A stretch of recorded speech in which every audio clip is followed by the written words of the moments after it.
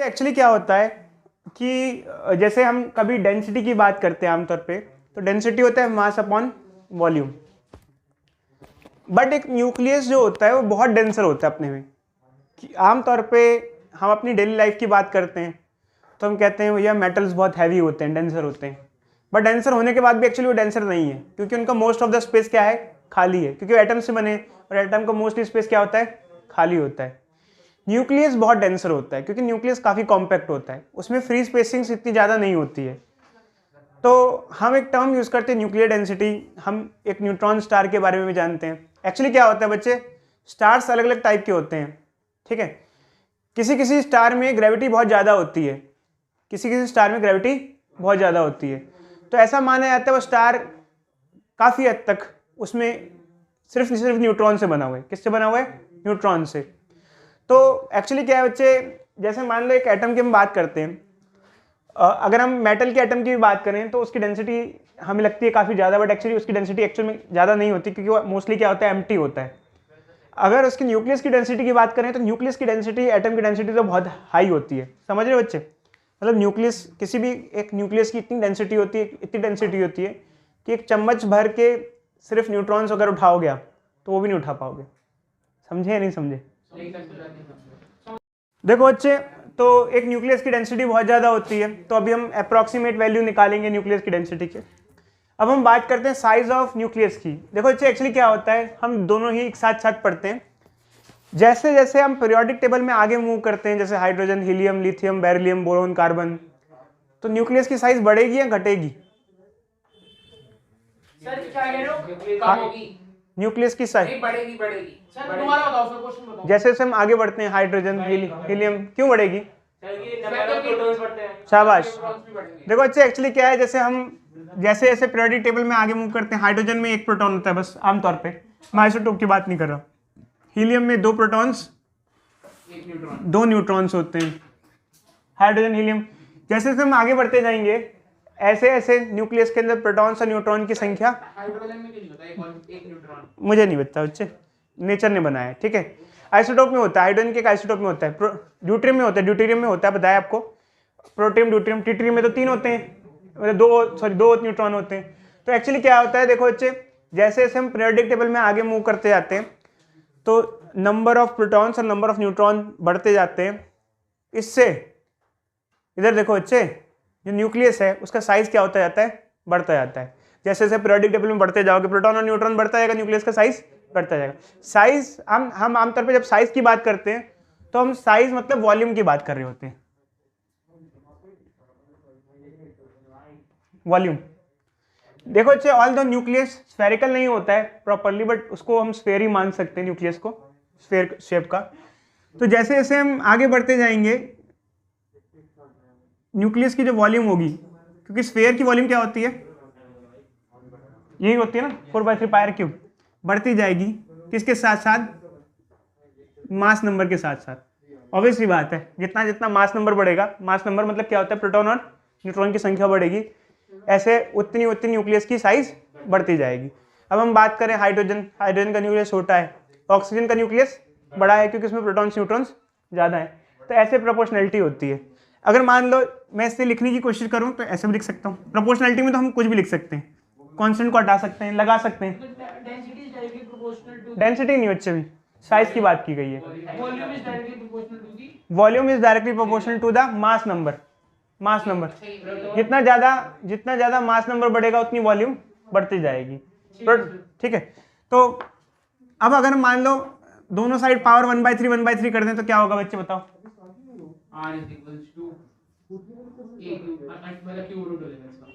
ठीक है, दोनों साइड पावर 1/3 कर दी हमने, ठीक है।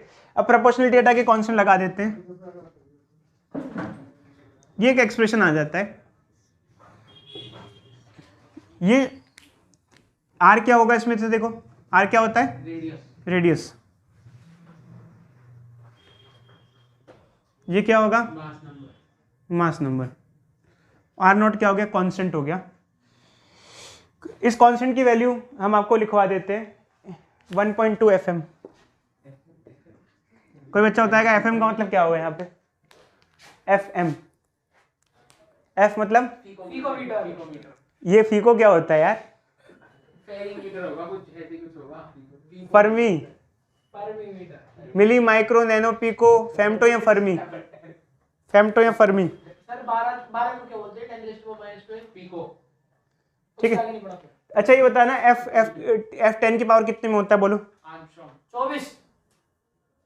सर फिर से बोलना सर, क्या बोला आपने? एफ 10 की पावर किस में लाई करेगा ये? जैसे आर्मस्ट्रॉन्ग मिली होता है 10 की पावर -3, माइक्रो होता है 10 की पावर -6, नैनो होता है -9, तो ये कितनी पावर होगा?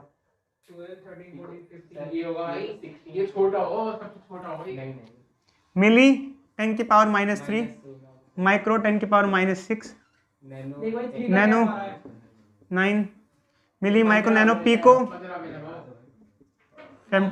फर्मी है फेम्टो, फेम्टो फर्मी भी बोलते हैं, फेम्टो भी बोलते हैं इसको, तो नाम। एंगस्ट्रॉम अलग होता है। अच्छा एंगस्ट्रॉम हो जाता है 10 की पावर -10, ये हो जाता है। ठीक है अच्छा, फर्मी है फेम्टो, फर्मी बोलते हैं एक्चुअली, फर्मी जो किसी एटम की साइज होती है वो फर्मी में ही मेजर होती है। देखो अच्छा एक मिनट को, एक चीज मेरे को बताने दो।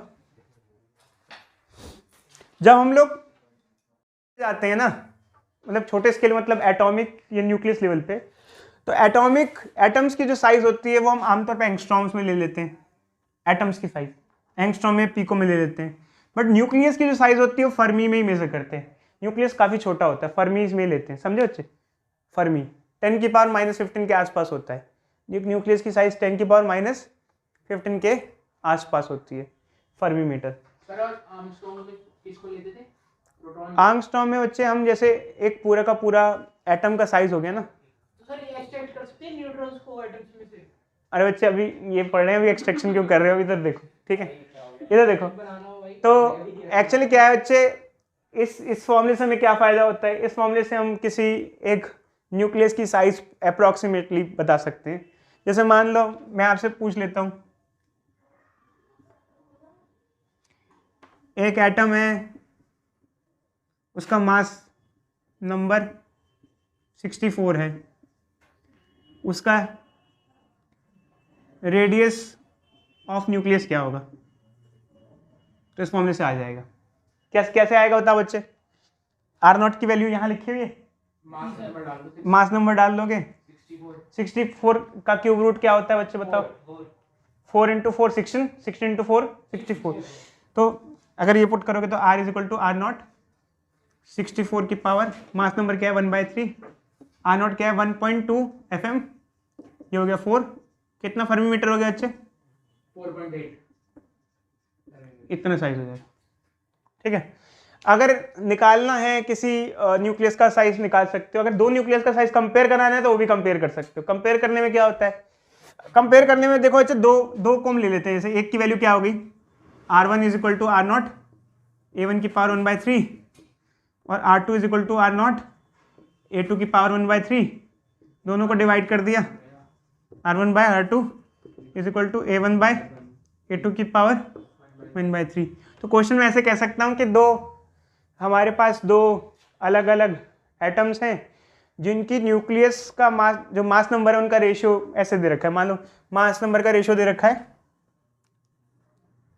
Ratio of mass number is 27:64। Find out ratio of radius, ऐसे पूछ सकता हूँ।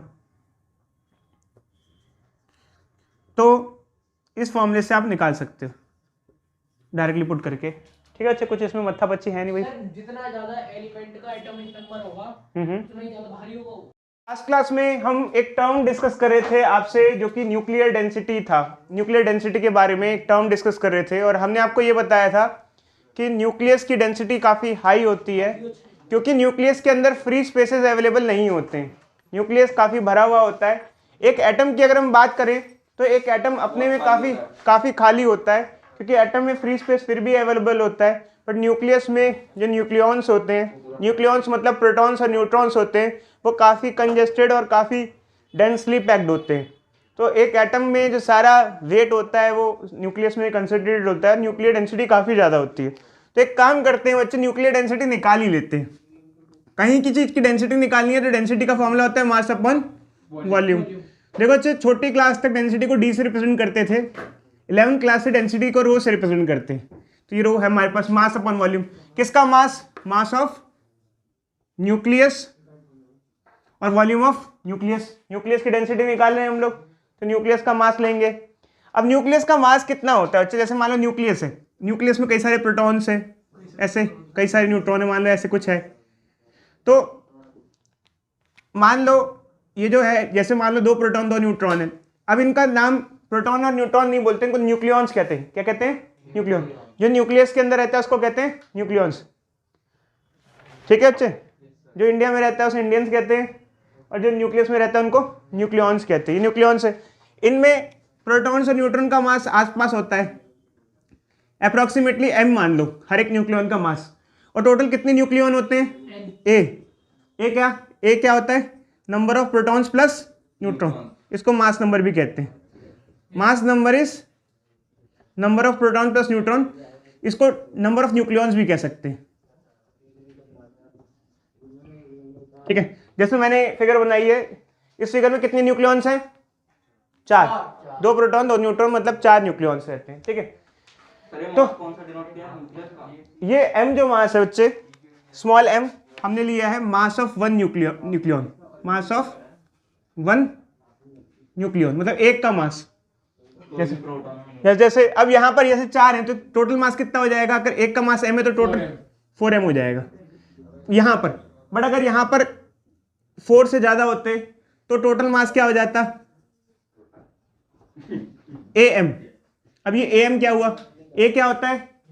प्रोटॉन्स और न्यूट्रॉन का सम होता है, नंबर ऑफ न्यूक्लियॉन्स। क्योंकि जितने न्यूक्लियॉन रहेंगे 4, इसमें 4 न्यूक्लियॉन है तो 4m हुआ।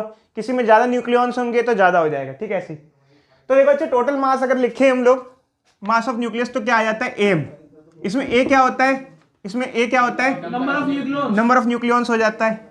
और स्मॉल m क्या होता है? मास ऑफ 1 न्यूक्लियॉन होता है। ठीक है, और वॉल्यूम क्या होगी बच्चे? भाई इसको स्फेयर मान लिए तो वॉल्यूम क्या हो जाएगी? 4/3 पाई आर क्यूब। इसको ऐसे लिख सकते हैं। कोई डाउट बच्चे? किसी अब देखो बच्चे, एक्चुअली क्या होता है, लास्ट क्लास में हमने एक फॉर्मूला पढ़ा था रेडियस का एक फॉर्मूला था, जाते जाते एंड में पढ़ा था, r is equal to r naught a की पावर 1/3। हमको यहाँ r क्यूब चाहिए, तो एक काम कर, इसको होल क्यूब कर दे। बताओ बच्चे, होल क्यूब करेंगे तो क्या हो जाएगा ये formula? r cube is equal to r naught cube, क्योंकि इसको क्यूब किया तो 1/3 कट जाएगा, a आ जाएगा। ठीक है, तो हम क्या करते हैं, नेक्स्ट स्टेप में इसकी वैल्यू पुट कर देते हैं। 4/3 पाई r, इसकी जगह क्या आ जाएगा? R naught cube a। ठीक है, इधर देखो बच्चे, यहाँ कुछ कटेगा? क्या कटेगा? a कट जाएगा। तो फाइनली ये रिलेशन आया हमारे पास, m/4/3। बात नहीं बच्चे, इधर देखो आर नॉट क्यूब। क्या ये जो डेंसिटी है ये कांस्टेंट है या वेरिएबल है? किसी चीज पे डिपेंड कर रही है या फिक्स्ड है? बता सकते कोई? कैसे बताओ? पाई फिक्स्ड है, आर नॉट कांस्टेंट होता है, mass of one nucleon constant होता है, तो overall nuclear density constant I. क्यों? क्योंकि न्यूक्लियर डेंसिटी मास नंबर पे डिपेंड नहीं करी, क्योंकि मास नंबर से क्या हुआ? कट गया। अब इस चीज का मतलब क्या है? देखो इसका मतलब क्या है, ध्यान से सुनना बच्चे। एटम के लेवल पे तो हर चीज की डेंसिटी अलग अलग होती है। कार्बन की डेंसिटी कम होती है, आयरन की डेंसिटी ज्यादा होती है, कईयों की डेंसिटी ज्यादा होती है, कईयों की डेंसिटी कम होती है। भाई कई high density metals, high density elements होते हैं, कई लो डेंसिटी एलिमेंट्स होते हैं। बट न्यूक्लियस के लेवल पे सभी एलिमेंट्स की डेंसिटी सेम होती है। एटॉमिक लेवल पे हर एक की डेंसिटी अलग अलग होती है। कोई मेटल उठा के देखोगे तो वो ज़्यादा डेंसर होगा। जैसे मैंने आपको बताया था कि जो चाय बनाने वाला होता है, पीसने वाला होता है, वो डेंसर सा होता है। बट न्यूक्लियस के लेवल पे हर एक मटेरियल की डेंसिटी सेम होती है, क्योंकि इनकी पैकिंग एक जैसी ही होती है नेचर वाइज। तो न्यूक्लियर डेंसिटी हर एलिमेंट की क्या रहती है? सेम रहती है और कांस्टेंट रहती है। इसकी अप्रॉक्सीमेट वैल्यू मैं भी आपको बता देता हूँ, तब तक इसे लिख लो। न्यूक्लियर डेंसिटी अप्रॉक्सीमेटली इतनी होती है, जो काफ़ी वैल्यू होती है। इसको इतना ज़्यादा वैल्यू है कि हम इसको मतलब एक्चुअल में प्रिडिक्शन भी नहीं कर सकते, दिमाग से सोच नहीं सकते हैं। बहुत ज़्यादा हमारे मतलब डेली लाइफ से बहुत ऊपर की वैल्यू है ये। इतनी डेंसिटी कभी आप सोच नहीं सकते हो। तो इसके बाद जो हमारा नेक्स्ट टॉपिक है ये binding energy in mass defect, ये हम स्टार्ट करते हैं बच्चे, ठीक है।